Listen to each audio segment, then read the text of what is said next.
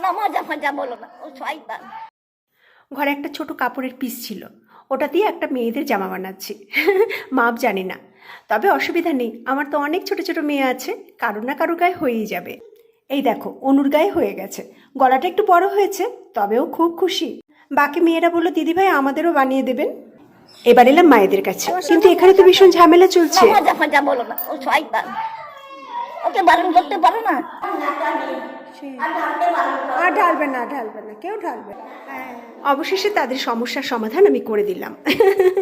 আর একটা লজেন্স দিলাম, ব্যাস মুখে হাসি চলে এলো। তোমরা জানো প্রতি শনিবার এখানে ক্লাস করতে আসলে আগে মায়েদের কাছে আসি। আসলে আমার এখানে আসতে খুব ভালো লাগে। ওদের সাথে গল্প করতে, ওদের সঙ্গে কিছুটা সময় কাটাতে বেশ ভালো লাগে। আমার যেমন ওদেরকে ভালো লাগে, ওরাও কিন্তু আমাকে খুব ভালোবাসে। তা তুমি ওখানে গিয়ে বসো না কেন সবার মাঝখানে? ওরা প্রাণায়াম করছে, তুই একা একা থাকো। কথা বল।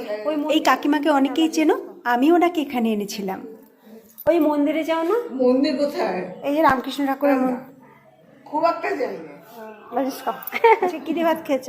আজকে খেয়েছি নিরামিষ, আচ্ছা বেগুনি ঝাল, ডাল আর সয়াবিন। সবই। এখন না কেমন করছি মাথা ঠান্ডা হয়েছে?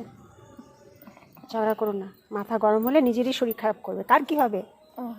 ওই তো করে ওরকম কেউ করে কিছু করে না, সবাই ভালো, তুমিও ভালো, ঠিক আছে? পিছনে ভীষণ লাগে আমার পেছনে। কেউ লাগে না, ওরা মজা করে, কেউ লাগে না। না মজা করে আমার ভীষণ লাগে। তোমরা একসঙ্গে রয়েছো, কেউ লাগে কারোর সঙ্গে? বেশি ঘর থেকে বেরো না এখানে। হ্যাঁ না, মাঝে মাঝে আসি, তোমাকে এখানে বসতেও দেখি না। বসো, বসবে, যাও বসো। ওটা কি তেল? ঝাল এইটুকু? আসলে সত্যি কথা বলতে কি জানো, আমি যেদিন ওদের কাছে আসি সেদিন কি জানি মনটা খুব ভালো থাকে। ওদের সঙ্গে সঙ্গ দিতে আমার বেশ লাগে।